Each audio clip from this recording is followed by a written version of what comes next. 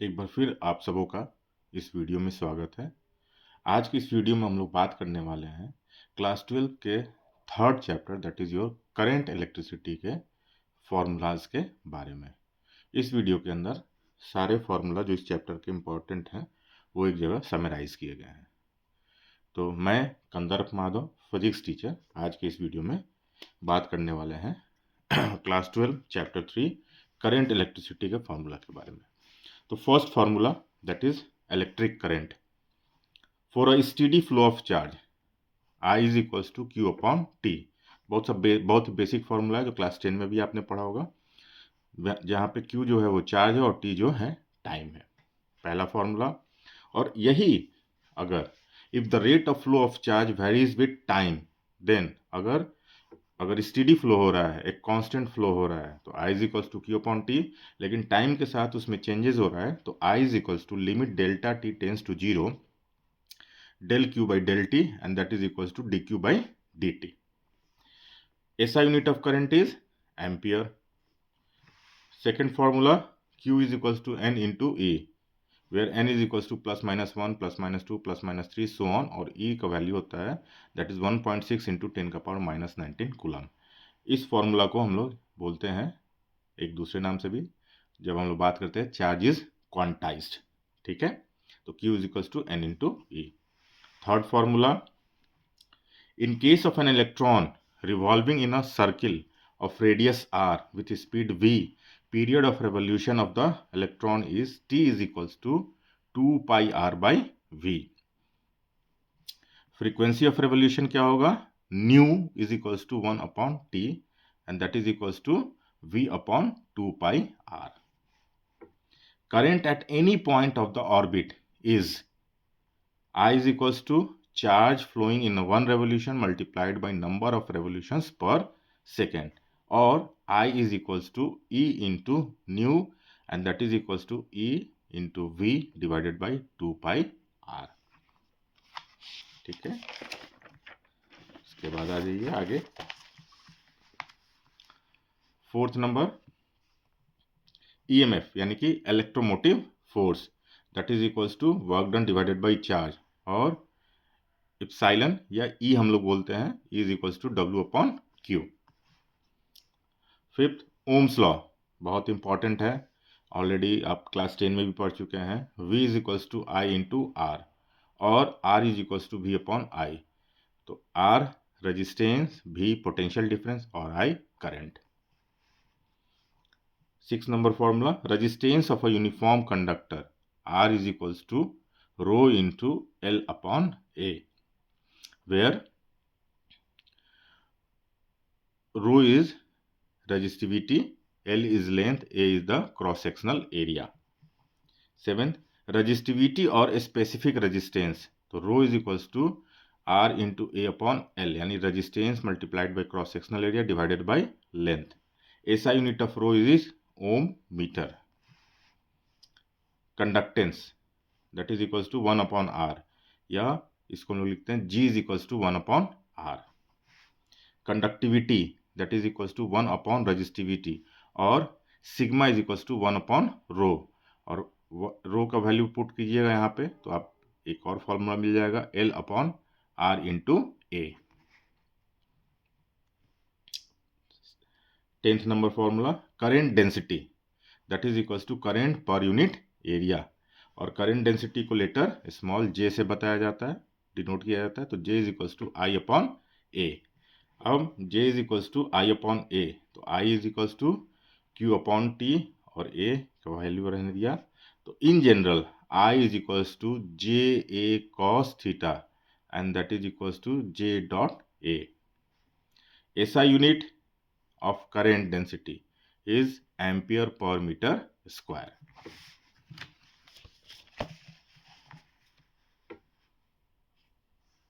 Eleventh number formula, current in terms of drift velocity, drift velocity को VD से denote किया जाता है, is I is equals to E into N into A into VD, where E is equals to 1.6 into 10 to power minus 19 coulomb, n is equals to the number of electrons per unit volume or electron density, and A is the cross sectional area.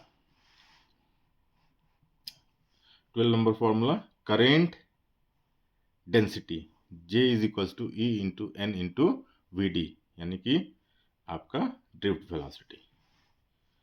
13 number of atoms in 1 gram atomic mass of an element. So n is equals to Avogadro's number, and that is equals to 6.023 into 10 to the power 23. 14 number, in terms of relaxation time, that is called tau. So R is equals to m into L divided by n E square tau into A, and rho is equals to m upon n E square into tau. 15 number formula, relation between current density and electric field. J is equals to sigma into E, और E is equals to rho into J. ये relation होता है और ये formula भी है आपका.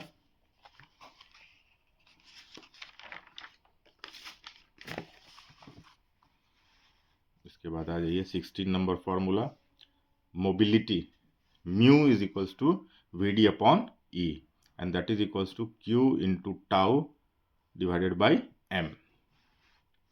17, electric current I is equals to E into N into A into VD, and that is also written as E into N into A into mu into E.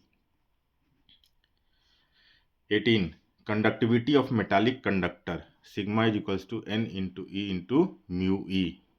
Conductivity of semiconductor, sigma is equals to N E mu E plus P E into mu H. 20 number, temperature coefficient of resistance, alpha is equals to R2 minus R1 divided by R1 bracket में T2 minus T1.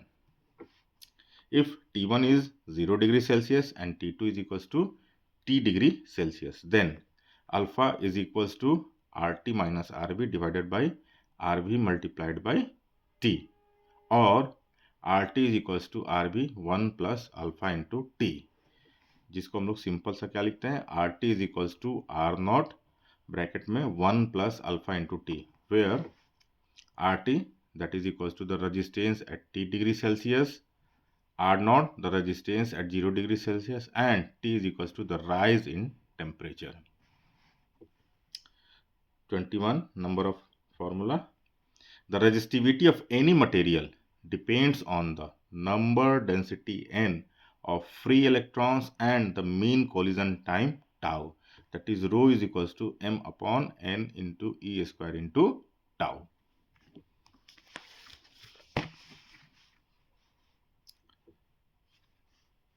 22nd number formula, in semiconductors and insulators, the number density of electrons at temperature T is given by N T is equals to N naught E का power minus Eg by Kb into T, where Kb is the Boltzmann constant, Eg is the energy gap between conduction and valence bands of the substance. 23, the equivalent resistance Rs of a number of resistances connected in series is given by Rs is equals to R1 plus R2 plus R3 plus so on. जितना भी number of resistance को दिया गया है उसको आप simple जोड़ दीजिए जब हम लोग सीरीज की बात करते हैं. 24 number, the equivalent resistance Rp, resistance in parallel of a number of resistances connected in a parallel is given by 1 by Rp is equals to 1 by R1 plus 1 by R2 plus 1 by R3 plus so on. यानी जो parallel में रहेगा तो reciprocal जो होगा उसका हम add कर देंगे, यानी 1 by R P is equals to 1 by R one plus 1 by R two plus 1 by R three plus so on, यानी इतना नंबर ऑफ रेजिस्टेंस को दिया गया. 25, for two resistances in parallel currents through the two resistors will be I1.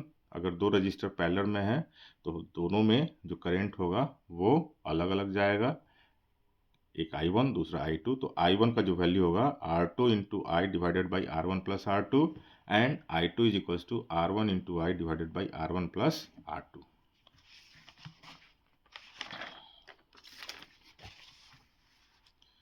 अब 26 number, EMF यानी electromotive force of a cell, E is equals to W upon Q.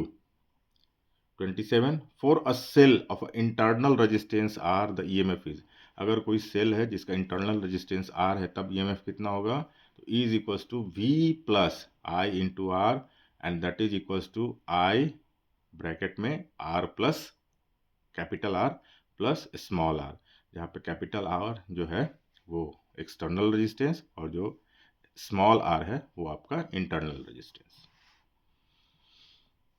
28 number, terminal potential difference of a cell V is equals to IR is equals to ER divided by R plus यानी capital R plus small r। 29, terminal potential difference when a current is being drawn from the cell, so V is equals to E minus I into R। या इसको आप और क्या पढ़ सकते हो, अगर अभी हमने डिस्कस किया आपको बताया तो इप्साइलन उसको हम लोग बोल सकते हैं, लेकिन हम लोग बहुत जगह इसको ई के इससे भी उच्चारण की, क्योंकि एक कैपिटल ई होता है वो इलेक्ट्रिक फील्ड के लिए होता है, तो उससे कंफ्यूज नहीं होना। इस तरीके से जो ई लिखा है वो ईएमएफ के लिए हमारा बात हो रहा है। So terminal potential difference when a current is being drawn from the cell V is equals to E minus I into R।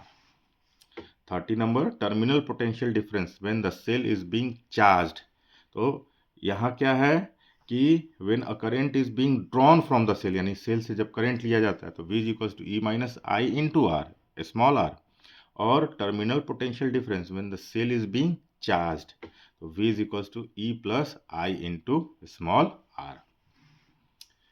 31 number, internal resistance of a cell, small r जो internal resistance के लिए बार बार use हो रहा है small r is equals to capital R यानी external resistance bracket में E minus B divided by V। For n cells in series, यानी हम बहुत सारे sales n number of sales को जब सीरीज में जोड़ेंगे तो उसके अंदर करंट I का वैल्यू जो होगा n into E divided by R plus n into small r। 33 number, for n cells in parallel, जब पैरेलल में रहेगा तो करंट का value I is equals to n into E divided by n into capital R plus small r। 34 number, for mixed grouping, अब mix करके ये sales को जोड़ा जा रहा है तो I is equals to m into n into E divided by m into capital R plus n into small r, where n is equals to number of cells in series in one row and m is equals to number of rows of cells in parallel।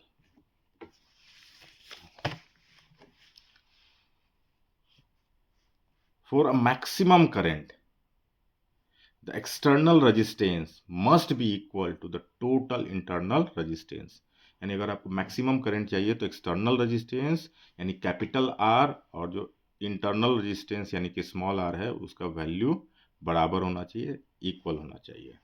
तो that is n into small r divided by m is equals to capital R, और n into small r is equals to m into capital R। 36 number, heat produced by electric current, यानी heating effect of electric current, H is equals to I square R into T joule, I यानी current, R यानी resistance और T यानी कि time.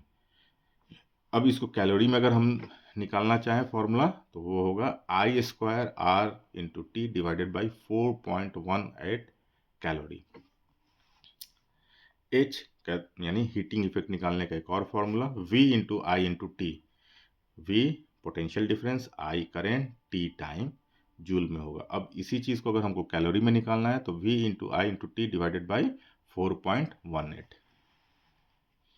तीसरा formula heating effect of electric current का V square into T divided by R joule में, अब यही कैलोरी में जब निकालने जाएंगे तो V square T divided by 4.18 into R। 37 number, electric power P is equals to W upon T, यानी work done per unit time.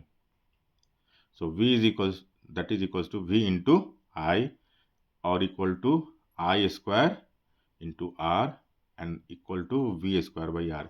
यानी आपको V और I दिया है तो आप पावर निकाल सकते हो, अगर I और रजिस्टेंस दिया है तो भी पावर का वैल्यू निकाला जा सकता है, और V यानी पोटेंशियल डिफरेंस और रजिस्टेंस दिया है तो भी, या W दिया है और T दिया है तो भी आप पावर निकाल सकते हो। ये चार फॉर्मूला से 1 kilowatt is equals to 1000 watt, 1 million watt is equal to 10 to the power 6 watt, और 1 HP is equal to 746 watt. ये याद कर लीजिएगा बिल्कुल से भी, ये सारे फॉर्मूला तो आपको याद करने ही हैं, लेकिन ये वाला ऑब्जेक्टिव में पूछा जाए, बहुत बार पूछा गया है। The value of 1 HP is equals to how much watt, that is 746 watt. Electric energy that is W is equals to P into T या V into I into T और equal I square R into T joule में। 39 number commercial unit of electric energy. Commercial unit जो हम लोग का होता है, जो हम लोग की बिजली की बिल आती है, उसका जो हम लोग कैलकुलेशन करते हैं वो होता है 1 किलो वाट आवर, और 1 kilo watt hour is equals to 1 unit. जैसे हम लोग अपने बिजली बिल को देखते हैं तो कहते हैं ना कि इस महीने में 20 यूनिट या 30 यूनिट या 40 यूनिट जो है बिजली की हम लोगों ने खपत की है, मतलब 1 यूनिट खपत यानी 1 किलो वाट आवर जो है खपत हम लोगों ने की है, और इसका वैल्यू होता है 3.6 into 10 to the power 6 joule. Another unit क्या है 1 watt hour, and that is equal to 3.6 into 10 to the power 3 joule.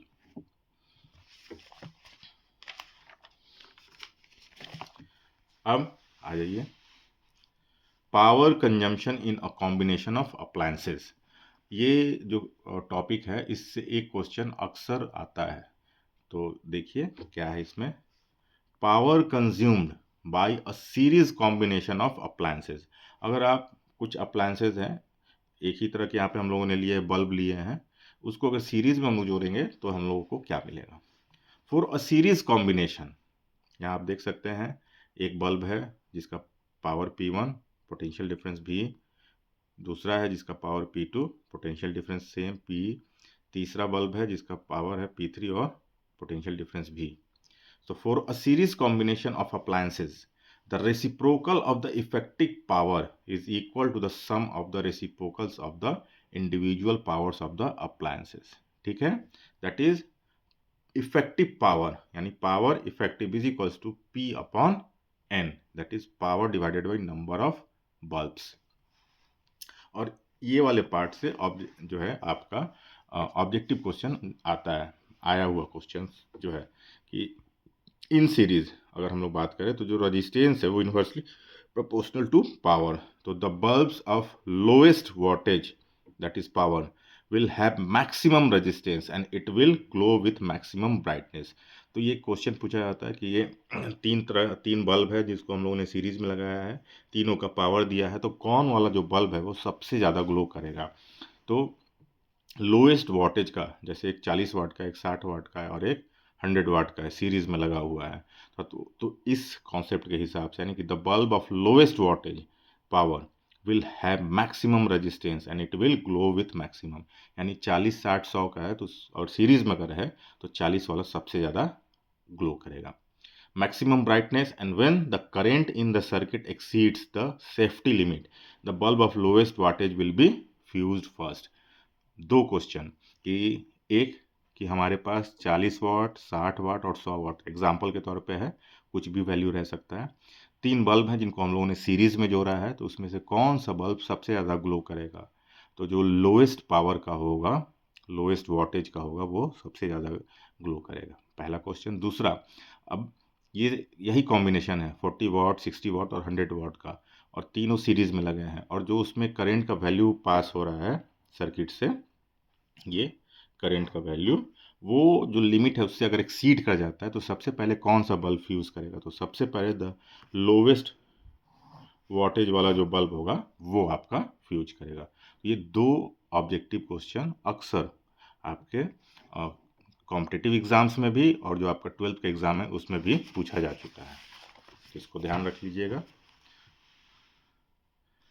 अभी का जो अब समय है, जो लास्ट का टाइम है, जितना ज़्यादा आप फार्मूला को याद करिएगा, उसको रिवाइज कीजिएगा, उतना ज़्यादा आपका कॉन्फिडेंस लेवल बढ़ेगा कि फिजिक्स में न्यूमेरिकल प्रॉब्लम्स आप अधिक से अधिक सॉल्व कर सकते हैं।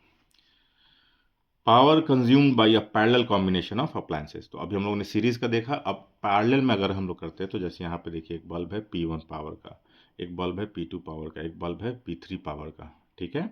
तो for a parallel combination of appliances the effective power is equal to the sum of the powers of the individual appliances, ठीक है।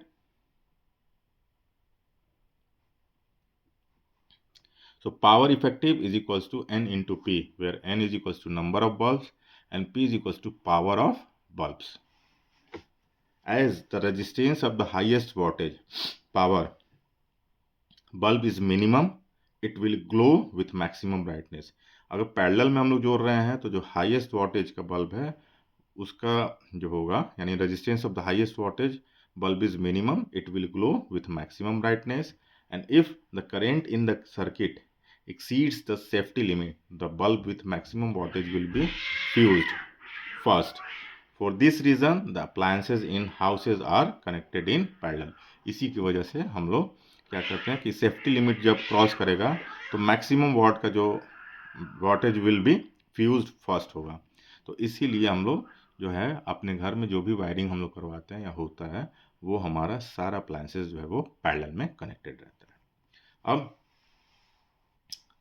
Efficiency of a source of EMF, तो ये क्या कह रहा है कि the efficiency of a source of EMF is defined as the ratio of the output power to the input power, and that is denoted by letter eta, that is equals to output power divided by input power, and that is equals to V into I divided by E into I cancel हो गया तो V by E बचा, और that is equals to V is equals to according to Ohm's law IR और divided by IR, E का value यहाँ put करेंगे तो I ब्रैकेट में capital R plus small r, और eta is equals to capital R divided by capital R plus small r।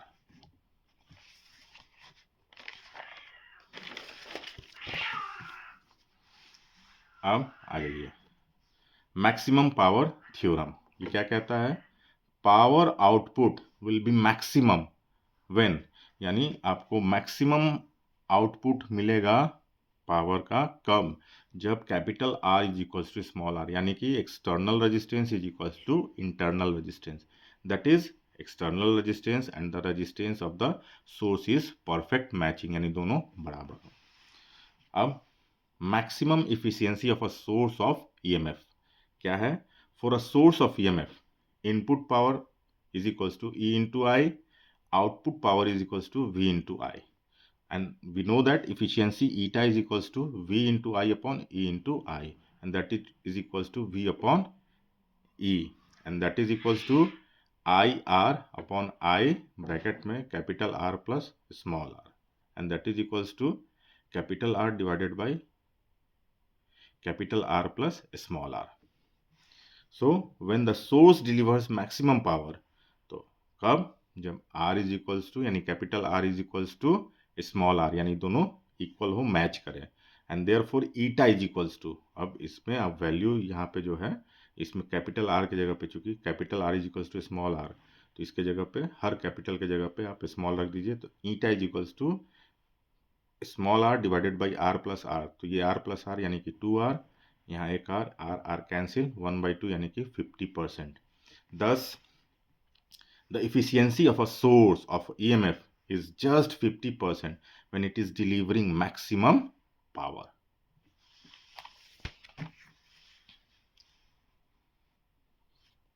Efficiency of an electric device, for an electric motor eta is equals to, यानी कि output mechanical power divided by input electric power, और here input electric power is equals to output mechanical power plus power lost as heat.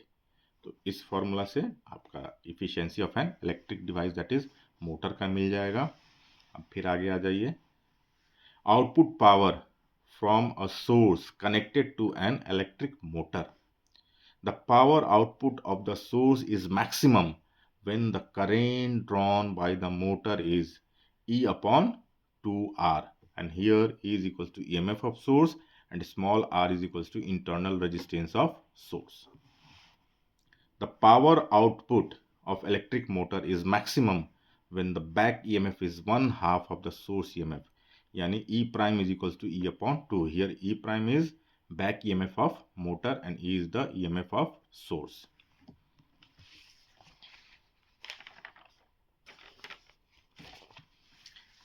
इस chapter का एक बहुत ही महत्वपूर्ण topic जिससे numerical questions आते हैं या ये थ्योरेटिकली आता है, दैट इज किरचॉफ्स लॉ. क्या है? फर्स्ट, किरचॉफ्स फर्स्ट लॉ और जंक्शन रूल. इसमें दो लॉ है. तो पहला, in an electric circuit the algebraic sum of currents at any junction is zero. In other words, the sum of currents entering a junction is equal to the sum of currents leaving that junction. यानी junction पे जितना current in करेगा उतना ही current वहां से out होगा. तो mathematically summation of I is equals to 0. अब sign convention for applying junction rule क्या है?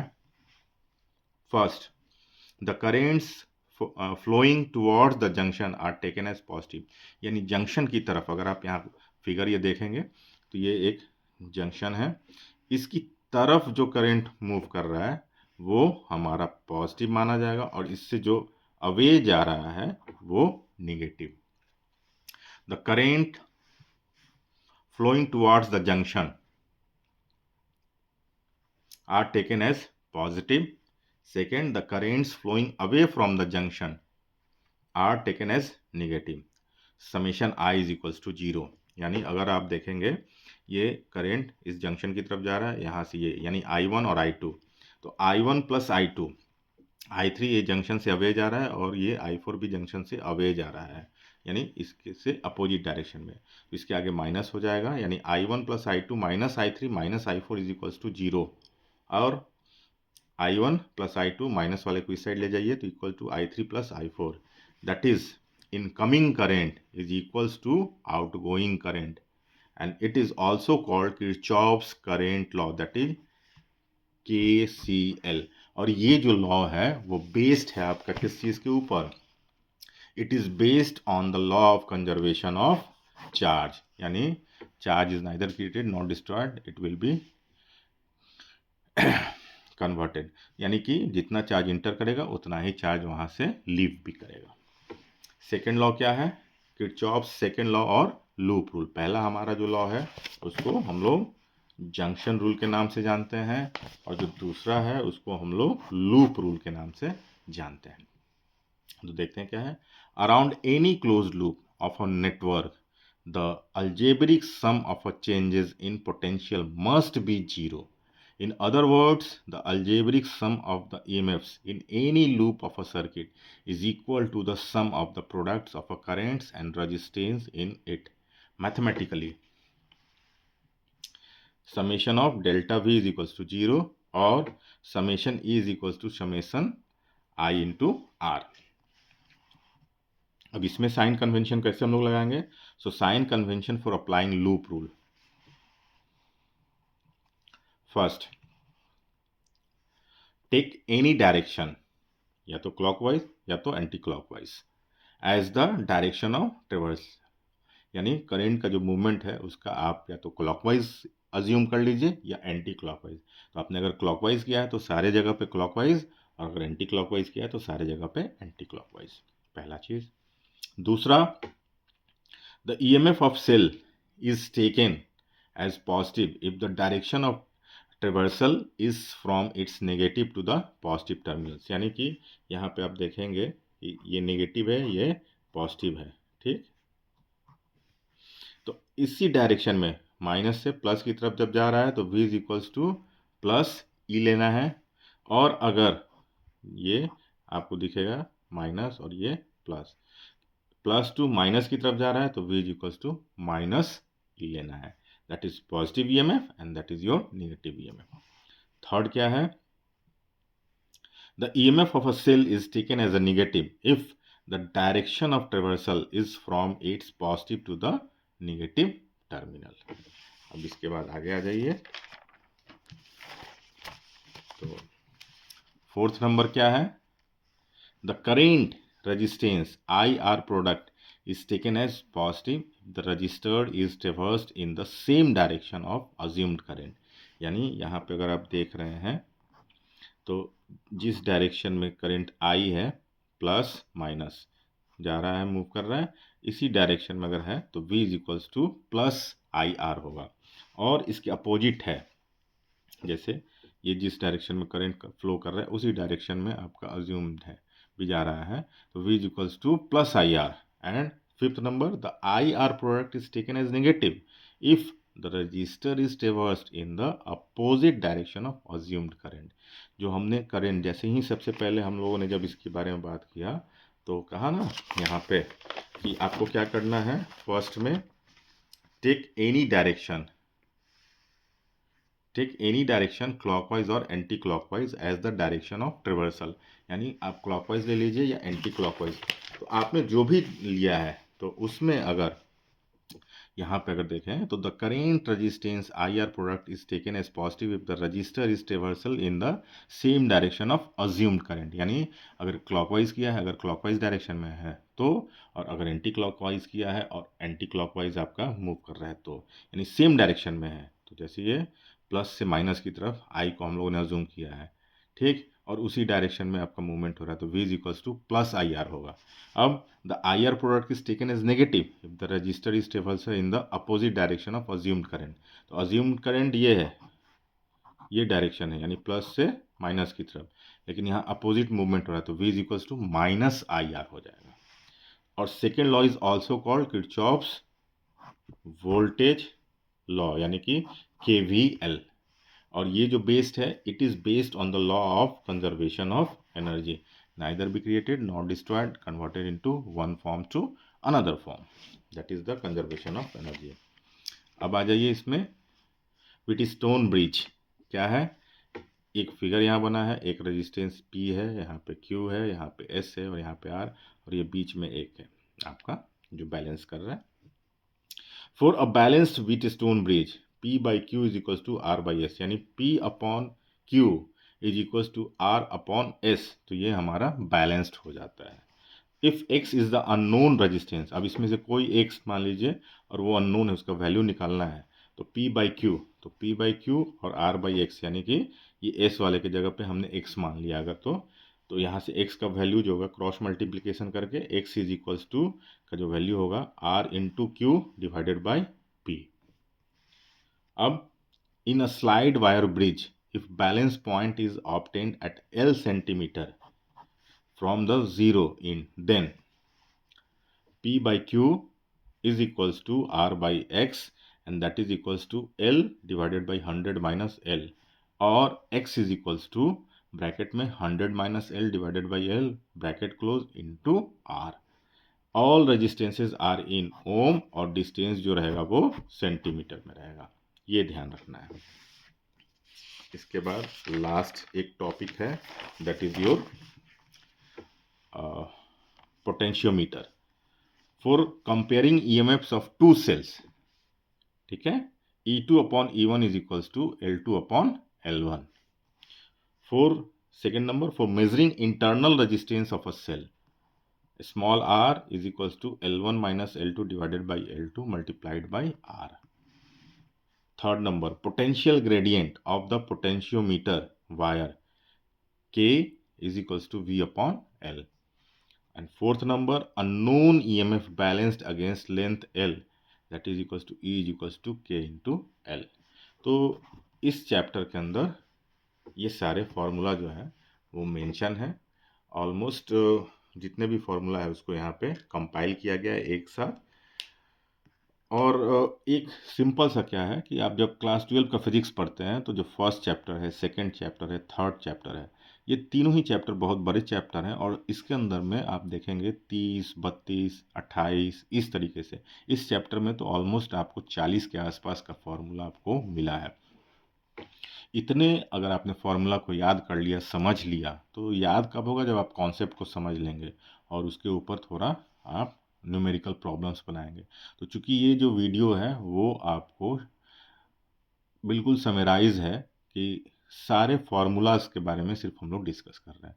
थ्योरेटिकल डिस्कस बहुत कम है, जैसे किरचॉफ्स लॉ है तो थोड़ा सा उसका थ्योरेटिकल डिस्कस है, या उसके पहले के एक दो टॉपिक के बारे में, नहीं तो सिर्फ और सिर्फ इसके अंदर आपको फार्मूला मिलेंगे। तो आप रिवीजन करने के लिए, शॉर्ट रिवीजन करने के लिए, कि एक वीडियो के माध्यम से आप उस चैप्टर के सारे फार्मूला को आप रिवाइज कर सकें, ये प्रयास है मेरा। तो अगर आपको ये वीडियो अच्छी लगी हो तो प्लीज़ मेरे चैनल को सब्सक्राइब कीजिए, लाइक कीजिए, कमेंट कीजिए। आप बता सकते हैं कि और किन टॉपिक्स के ऊपर आपको वीडियो चाहिए। तो फिलहाल तो क्लास 12 के जितने भी चैप्टर है, टोटल 14 चैप्टर है, उन सब का वीडियो आपको मेरे चैनल पे मिलेगा। So thank you for watching my video.